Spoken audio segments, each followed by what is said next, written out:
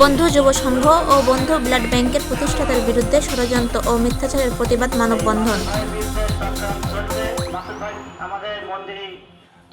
মানব সেবায় নিয়োজিত বন্ধু যুব সংঘ ও বন্ধু ব্লাড ব্যাংকের প্রতিষ্ঠাতা মাসুদ রানার বিরুদ্ধে ষড়যন্ত্র ও মিথ্যাচারের প্রতিবাদ মানববন্ধন অনুষ্ঠিত হয়েছে।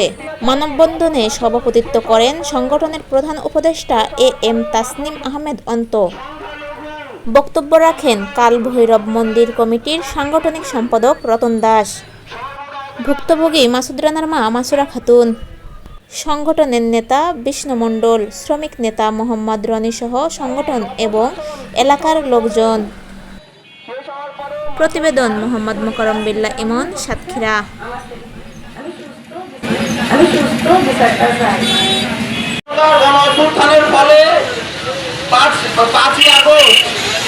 আমাদের লোক চাকরি করে সামাজিক লোক।